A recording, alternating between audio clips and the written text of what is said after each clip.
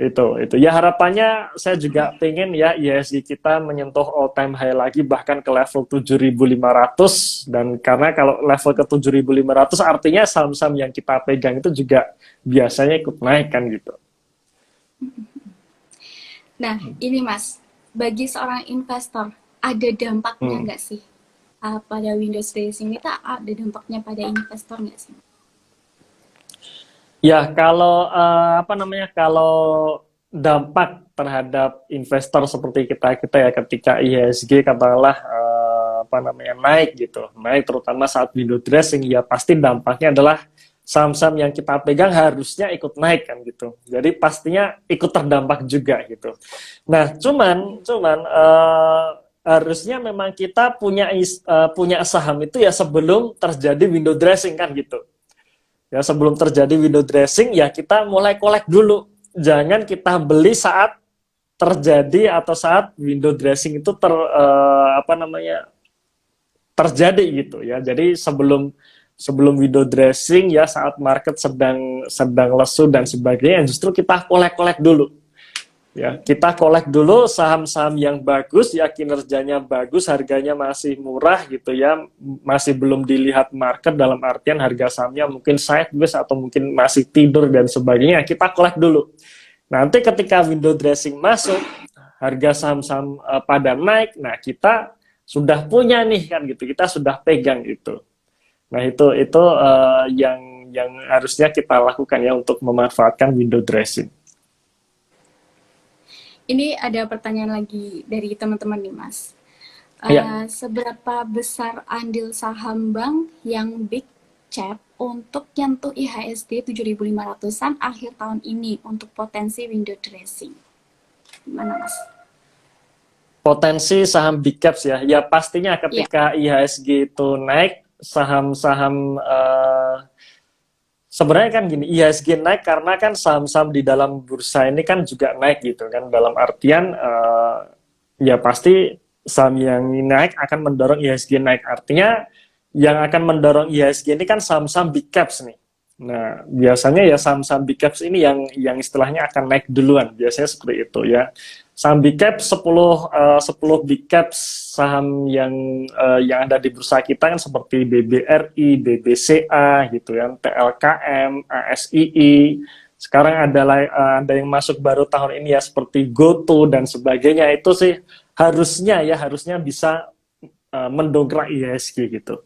Terutama perbankan ya saya setuju, karena memang perbankan di Indonesia ini sangat kuat ya, terutama BBRI dan BBCA ini memang tidak terkalahkan ya, saham market cap nomor 1 dan nomor 2 ini memang tidak terkalahkan dari dulu, kinerjanya selalu bagus padahal size bisnisnya sudah sangat besar. Nah, ini yang juga istilahnya bisa mendorong untuk IHSG naik juga gitu. Itu jadi saya pun juga optimis ya bahwa saham-saham perbankan terutama big caps pun masih bisa naik lagi gitu ya. Cuman belinya sih sebenarnya kalau kalau kita bicara mengenai saham-saham big caps ini, yang kita perhatikan sebenarnya kapan belinya gitu. Karena kalau kita fokus di saham big caps ya, ketika harga sahamnya sudah naik tinggi, ini yieldnya jadi nggak menarik buat saya ya. Buat saya yieldnya jadi nggak menarik untuk potensi di masa depan gitu. Nah, big caps ini untuk naik katakanlah untuk naik 100% misalkan. Kan kita istilahnya, saya sendiri pun juga saya selalu istilahnya sharing ya ke teman-teman. Saya akan membeli saham ketika saya melihat potensi bisa naik 100% gitu. Nah, untuk saham big caps ini untuk naik 100% di saat kondisi market sedang bagus seperti ini ya kayaknya kok berat gitu ya. Kalau kita baru mulai beli sekarang ya, kecuali kalau misalkan kita sudah kolek sejak lama, nah itu mungkin masih oke. Tapi kalau kita baru mau beli sekarang, saham-saham seperti BBRI, BBCA untuk naik 100% ini berat banget gitu. Ya berat banget, katakanlah seperti saham BBCA. BBCA ini kan market cap-nya kalau nggak salah sempat menyentuh 1.000 triliun kan gitu ya. Saya nggak mengikuti apakah sekarang masih 1.000 triliun atau tidak gitu ya, tapi anggap saja lah 1.000 triliun. Berarti kalau dia mau naik 100%, butuh tambahan market cap 1.000 triliun lagi kan gitu. Jadi harus ada dana 1.000 triliun lagi nih yang harus digelontorkan untuk membeli saham BBCA ini gitu. Nah ini kan berat banget itu. Nah itu mengenai saham big caps ya. Kalau potensi naik saya sih optimis akan naik karena memang biasanya saham big caps naik, IHSG ikut naik kan gitu. Kalau saham big caps yang nggak mau naik, ya IHSG kayaknya berat nih kalau naik gitu. Cuman untuk mencari return yang tinggi untuk saham-saham big caps ini untuk kondisi market saat ini yang sudah bagus, ini kok kayaknya sih menurut saya kurang menarik gitu ya. Itu pandangan saya mengenai saham big caps terutama perbankan. Itu Mbak Putri Wah, ini silakan Mbak. pertanyaan teman-teman banyak banget nih, Mas. Kita diskusi sama teman-teman aja dulu ya, Mas ya. Ya, boleh, boleh. Ini ada pertanyaan lagi nih dari ismi.wr. Bagaimana sektor Hmm. properti di saat window dressing? Gimana, Mas? Ya, properti kalau kita ngelihat ya 2 tahun terakhir ini kan memang masih belum manggung, masih belum manggung bisa dikatakan ya, hanya naik sepintas habis itu turun lagi. Nah, kenapa? Karena salah satu faktornya ya menurut saya karena kinerjanya belum pulih seperti sebelum pandemi kan gitu. Nah, kalau saya melihat terutama saham-saham properti yang terkenal ya, misalkan 4 ini, PBON, CTRA, kemudian BSDE dan Demas ya, Dimas yang kita bahas di channel YouTube ini sudah mulai ada perbaikan atau recover dari sisi kinerja. Nah, ini sebenarnya menurut saya juga menarik sih ya, menarik ketika kita mulai mengkoleksi saham-saham yang sedang recover gitu, ya sedang recover. Karena nanti begitu recovernya sudah terjadi, ya biasanya akan diikuti dengan harga sahamnya. Itu sih. Jadi, apakah properti ada potensi naik? Saya juga optimis properti ada potensi naik karena melihat kinerja kuartal 2 ini bagus-bagus semua. Bagaimana dengan sentimennya, sentimen suku bunga dan sebagainya? Yaitu kan sentimen gitu kan, sentimen ketika suku bunga naik, orang-orang yang membeli properti dengan KPR akan menurun kan gitu kan, sentimennya kan seperti itu. Cuman kita nggak tahu faktanya, gitu, nggak tahu faktanya apakah benar-benar orang akan mengerem beli properti gitu, ya atau justru ya sekarang mereka pada mulai beli properti. Kenapa? Karena mereka pada punya duit nih sekarang gitu kan. Mereka-mereka yang terutama yang dari tambang ya, bos-bos tambang, orang-orang yang kerja di tambang, khususnya tambang batu bara lagi banyak duit nih. Nah sekarang pertanyaan duitnya mau lari kemana kan gitu kan. Kok kayaknya nggak mungkin cuma disimpan di bank gitu kan. Ada yang lari ke properti, ada yang lari ke mobil kan, biasanya seperti itu. Ya setelah orang kita punya duit kan biasanya ya beli rumah, beli mobil kan gitu. Kemudian saya ngelihat ngelihat teman-teman saya yang kerja di perusahaan nasional ya, perusahaan multinasional yang bisa dikatakan untuk golongan menengah ke atas gitu. Mereka gajinya ternyata juga pada naik-naik nih. Gajinya naiknya oke juga nih gitu. Saya ngecek perusahaan-perusahaan yang bagus itu kenaikan beban gajinya pun juga naik. Nah, berarti kan di situ ada penambahan income gitu. Nah, apakah penambahan income itu hanya disimpan saja, ditabung? Kayaknya kan juga enggak gitu kan. Bisa juga dibelikan properti gitu ya. Nah, itu pandangan saya gitu ya. Jadi memang lebih baik memang kita tidak fokus di sentimennya tapi di kinerjanya saja itu. Ketika kita ngelihat perusahaan yang kinerjanya bagus, ya sudah kita senang dengan bisnisnya. Sentimennya belum bagus, sentimennya masih negatif, ya udah kita beli aja gitu kan. Jadi kita beli ya saat sentimennya masih negatif. Begitu sentimen positif masuk, ya nanti kita udah punya di harga bawah kan gitu. Itu pandangan saya tentang segmen properti. Ini ada lagi, Ya. Mas. Hmm.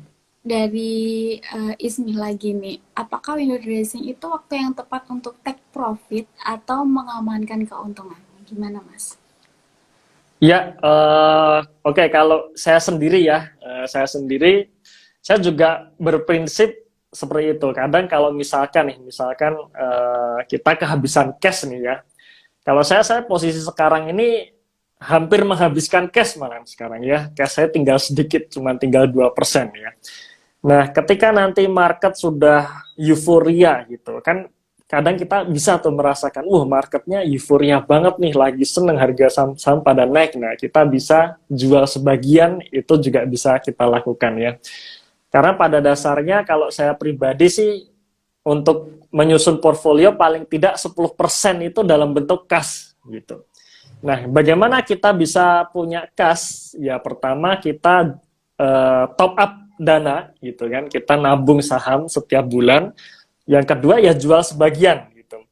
Nah, kapan jual sebagiannya? Kalau saya memang nunggu saat market euforia. Ya, salah satunya saat window dressing tersebut ya, akhir tahun yang saat harga sahamnya pada naik-naik semua, yang nggak ada salahnya sih kita take profit sebagian, seperti itu.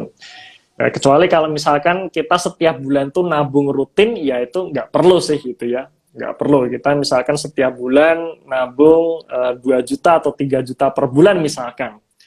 Ya, dan memang tujuannya untuk full investasi jangka panjang, ya nggak perlu kita take profit. Tapi kalau misalkan kita posisinya kita nggak nabung saham, dalam artian kita portofolio kita cuma sekali ini aja, ya ada duit banyak sekali di awal. Nah, di situ kalau saya rebalancing itu perlu gitu. Jadi sebagian kita jual supaya ada cash. Nah, nanti ketika market sedang lesu lagi, nah kita bisa beli lagi. Itu pandangan saya mengenai mengenai memanfaatkan momentum window dressing. Berarti untuk rebalancing portofolio tuh sangat tepat ya Mas untuk melakukan hal itu. Ya, kalau misalkan kita bicara rebalancing, beda cerita juga nih Mbak Putri ya. Okay. Jadi kalau market euforia itu memang bisa kita manfaatkan untuk menjual sebagian saham atau take profit sebagian kalau misalkan kita kehabisan cash gitu ya. Tapi kalau rebalancing itu biasanya saya tidak menunggu market euforia gitu. Saya biasanya ngelihat misalkan contoh nih di kuartal 2 ini, kalau teman-teman yang mengikuti portofolio saya kan juga saya ada tuh ya, saya akhirnya jual saham yang tidak sesuai dengan skenario. Harapan saya adalah kinerja kuartal 2 naik, ternyata turun gitu. Akhirnya ya sudah, saya rebalancing, saya ganti itu. Saham tersebut saya jual, langsung saya belikan saham baru yang kinerjanya bagus, seperti itu. Ya, dan saya lakukan sekarang karena kalau sekarang ini kan menurut saya marketnya masih belum bagus-bagus amat kan gitu kan ya. Masih belum bagus-bagus amat, di mana sebenarnya saham-saham ini belum pada banyak bergerak gitu. Nah, itu saya lakukan rebalancing gitu. Ya, jadi saya jual saham yang ternyata kinerjanya tidak sesuai ekspektasi saya gitu ya. Saya ganti dengan saham yang kinerjanya bagus gitu. Itu. Jadi kalau rebalancing memang berbeda kondisinya. Gitu. Ini ada pertanyaan lagi dari teman Mas. Bulan apa biasanya window dressing ini dimulai Mas? Oke, bulan apa biasanya window dressing dimulai ya? Saya jawab lagi pakai data yang tadi saya bicarakan gitu ya.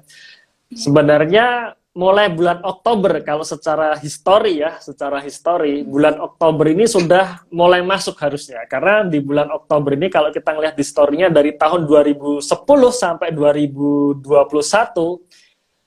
selama 12 tahun, itu hanya 2 tahun IHSG mengalami penurunan di bulan Oktober, yaitu tahun 2014 dan 2018. Selebihnya naik semua, seperti itu. Tapi bulan Novembernya rata-rata turun. Ya, dari tahun 2010 sampai 2021 naiknya hanya 3 tahun. Ya, jadi 2014, 2018, dan 2020 itu IHSG naik di bulan November. Selain itu, turun semua, merah semua gitu ya. Tapi di bulan Desembernya itu dari 2010 sampai 2021 hijau semua, itu 100% naik seperti itu. Nah, itu pola dari historinya ya, histori. Nah, itu jadi bisa dikatakan bulan Oktober ini harusnya secara histori sudah sudah mulai naik IHSG. Nah, Iya. cuman kan problemnya kalau historinya seperti itu, berarti apakah nanti Oktober pas hijau kita jual, habis itu bulan November kita beli lagi? Nah, ini tergantung planning masing-masing gitu ya. Kalau saya sendiri ya selama kinerjanya masih bagus, harganya masih murah, saya masih tetap nge-hold aja gitu ya. Masih saya hold, tapi saya tidak beli lagi gitu. Jadi kalau saat market euforia itu kita justru ngerem beli. Belinya ya saat-saat marketnya lagi jelek gitu ya, lagi dalam artian lagi lesu, lagi nggak bersahabat. Nah, itu kita terus beli aja ini. Seperti bulan ini gitu kan, bulan September ini sebenarnya kalau kita lihat secara year to date ini kan IHSG naik sebenarnya ya. Cuman kalau saya melihat teman-teman yang tanya ke saya, yang kadang istilahnya konsultasi portofolio ke saya gitu, merah semua gitu ya. Ini IHSG hijau kok portofolio saya kebakar semua gitu kan. Nah, kalau seperti itu ya kalau menurut saya nggak apa-apa, selama masih ada nafas beli aja terus gitu. Nggak apa-apa merah itu. Karena kalau kita baru beli saham tahun ini ya jangan mengharap langsung naik tahun ini, kalau saya seperti itu kan. Yang penting kalau kita fokusnya jangka panjang, selama saham tersebut bagus ya mumpung lagi kebas gitu. Nanti kalau pas hijau royo-royo gitu kan, nah hijau royo-royo gitu ya kita rem belinya gitu. Ya kita rem belinya, kita tahan belinya seperti itu.